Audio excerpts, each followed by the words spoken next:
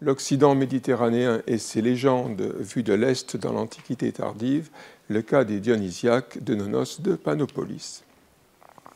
Alors, la découverte légendaire de l'Occident méditerranéen a deux héros-dieux emblématiques qui sont Héraclès et Persée, tueurs de monstres et frayeurs de routes, frayant des routes.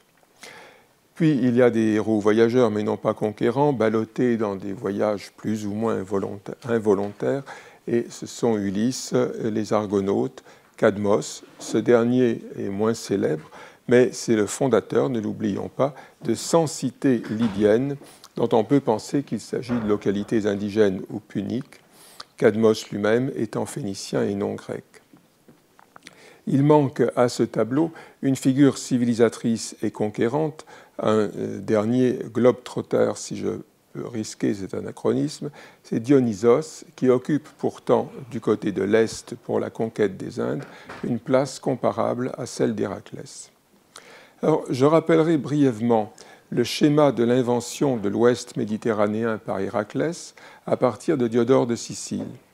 Puis, je chercherai à montrer comment, bien après la division de l'Empire, vers 460 semble-t-il, le poète alexandrin qu'est Nonos de Panopolis retrace le parcours terrestre de Dionysos et ne renonce pas tout à fait à célébrer des victoires occidentales de son héros.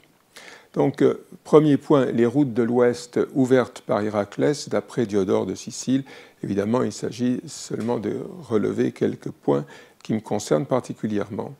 Dans le cadre des travaux, il s'agit de deux voyages d'Héraclès, le 10e contre Gérion et le 11e, les Hespérides, qui se complètent sans se recouper. Pour Gérion, le voyage aller vers l'Andalousie, voyage maritime, est éludé grâce à l'emprunt nocturne du bol du soleil, bol rond, Golos, qui évoque les bateaux de commerce phéniciens, Golos aussi, mais avec une différence d'accent. Les bateaux de commerce phéniciens étaient de forme arrondie, mais ça vous le savez mieux que moi. Le fantastique et le quotidien sont amorcés dans ce passage. Le voyage retour, lui, se fait par les côtes septentrionales avec une tendance à s'enfoncer dans les terres et même assez loin, puisque le héros arrive à Alésia. Et là, Diodore le remarque lui-même, il s'était égaré, en effet. Comme le montre la mention d'Alésia, le récit est donc actualisé. Il se veut aussi totalisant, puisque à la fin, l'auteur se flatte de n'avoir omis rien d'important, ce qui tout de même nous laisse un peu sceptiques compte tenu de la richesse des légendes d'Héraclès. Ce récit est centré sur l'île natale de l'auteur, la Sicile, et dans celle-ci, sur sa petite patrie, Agyrione, au cœur montagneux de l'île. Et alors, je ne sais pas si vous êtes allé jusqu'à Agyrione, mais c'est un endroit extrêmement continental. On ne croirait jamais qu'on est au centre du Nil. On a dans un paysage montagneux, c'est assez beau d'ailleurs. Donc, d'Agyrione, il rapporte les traditions avec beaucoup de respect à cet égard pour le changement de ton, mais je n'ai pas le temps de développer. On pourrait comparer le changement de ton de Lucien quand il parle de la déesse syrienne. Pour les Hespérides maintenant, il ne s'agit plus du voyage retour, mais du voyage aller, au contraire, et le récit est visiblement beaucoup moins personnel. Donc ce voyage aller se fait par les côtes méridionales, mais dans un grand désordre géographique, enfin en tout cas simple lecture. Pour ce qui est de la Libye proprement dite, c'est-à-dire le continent africain, dont on n'entrevoit guère l'étendue au-delà du Sahara, eh bien, les gens du désert sont tournés en dérision. Les pygmées minuscules, évidemment, les psylloi ou puces, ce ne fait pas des adversaires bien redoutables. Diodore s'inscrit ici dans une tradition développée avant lui, les Nasamons mangeurs de sauterelles, et puis les caricatures de Bousiris qui, heureusement, n'ont pas été publiées dans Charlie Hebdo. Deuxième point, Dionysos à la conquête de l'Ouest dans les Dionysiaques. Le poète ici ne décrit pas des voyages, à la différence de Diodore. Il retient deux épisodes qui sont évoqués de manière rétrospective. L'un apparaît d'abord dans un exercice de rhétorique, une synchrisis, pour dénigrer Héraclès face à Dionysos. si Héraclès a vaincu Gérion au triple cimier, donc à 3 têtes, eh bien Dionysos, lui, a massacré le géant Alpos dont les 100 têtes atteignaient le soleil et qui avait des bras innombrables. Ça, c'est au chant 25 et au chant 45. L'autre épisode précède un rappel de la victoire de Dionysos sur Alpos, donc en 45. C'est un exemple des pouvoirs surnaturels du dieu insérés dans les avertissements du devin Tirésias au roi impie de Thèbes, Pynthée. Et c'est évidemment la légende de la métamorphose des pirates tyréniens. Cette présentation par le récit d'un devin évite les avertissements d'un devin, évite au poète d'avoir à insérer la légende dans un fil biographique. Il n'a pas à la situer dans le temps et, on va le voir, à peine plus dans l'espace. Alors, je ne sais pas s'il est nécessaire que je rappelle brièvement les grands traits de cette légende bien connue, je pense, de mon docte auditoire. Simplement, je rappellerai quand même les 3 principaux garants, l'hymne homérique à Dionysos, Ovide et Nonos.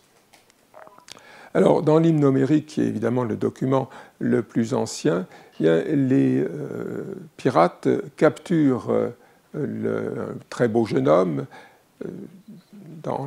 visiblement en mer Égée, et ensuite ils pensent à aller le vendre à Chypre, en Égypte, et puis même dans un élan chez les Hyperboréens.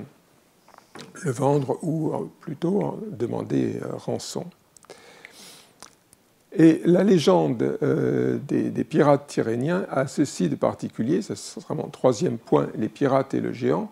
Elle a ceci de particulier, c'est que sous sa forme ancienne, elle ne se déroule pas en Méditerranée occidentale, mais en mer Égée, autour de Naxos et de ces Tyréniens, et les Tyréniens de la légende sont plutôt ceux de Lemnos et d'Imbros que des Étrusques d'Étrurie.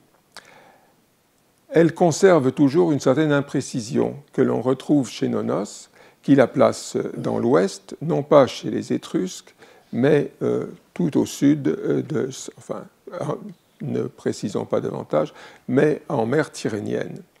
Et elle est devenue chez Nonos un conte sicilien, c'est ainsi qu'elle est qualifiée en 45, et dans son récit de la capture, eh bien, dans sa description plutôt des méfaits des pirates, il est dit qu'ils vont vendre, qu'ils apportent plutôt leur butin à l'Arétuse sicilienne, c'est-à-dire à Syracuse. Donc vous voyez qu'on est loin de la mer Égée et qu'on n'est plus dans la mer Tyrénienne.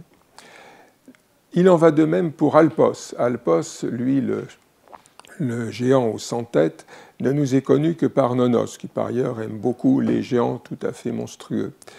Si le nom d'Alpos évoquait quelque chose au public cultivé et à l'évidence orientale des Dionysiaques, bien, ce devait être les Alpes, surtout étant donné la description qui en est faite avec des têtes qui montent jusqu'au soleil. Or, Nonos donne une seule indication géographique à son sujet, c'est que Alpos sévissait, et comment, au pied du Péloron tyrénien. Le Péloron n'est pas exactement tyrénien, c'est le cap nord-est de la Sicile. Enfin, passons. Mais surtout, il n'a rien non plus pour évoquer les Alpes. C'est une langue de terre basse, ce n'est même pas une montagnette.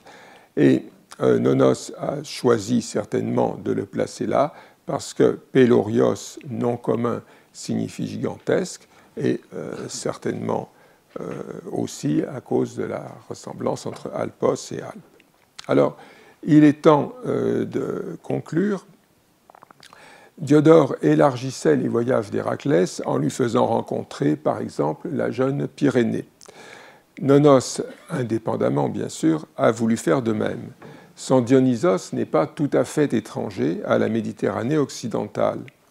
Mais par un curieux effet de rétraction, l'élargissement se cantonne en fait à la façade orientale de la Sicile. Certes, cela n'épuise pas du Péloron jusqu'à Syracuse. Certes, cela n'épuise pas tout à fait les mentions de l'Ouest dans le poème, comme on le voit avec l'évocation des 100 villes fondées par Cadmos, mais les représentations sont fragmentées. Les deux épisodes des Dionysiaques que nous avons examinés rapidement illustrent une manière d'élargir et d'unifier la représentation.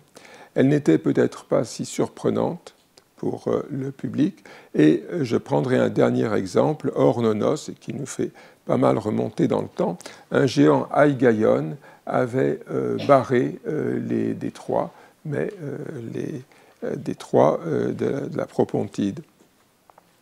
Et un autre où le même Aïgaïon se tenait à Gibraltar, aux colonnes d'Hercule, dont on a beaucoup parlé.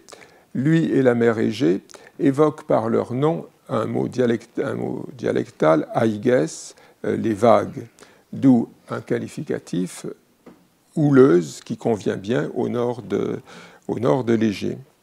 Les noms parlants et les transferts de dénomination étaient familiers aux destinataires cultivés de l'énorme poème, et ils ont continué à fonctionner jusqu'à l'extrême fin de la littérature grecque, disons, au sens le plus large, classique. Voilà. Merci, j'espère n'avoir pas été trop long.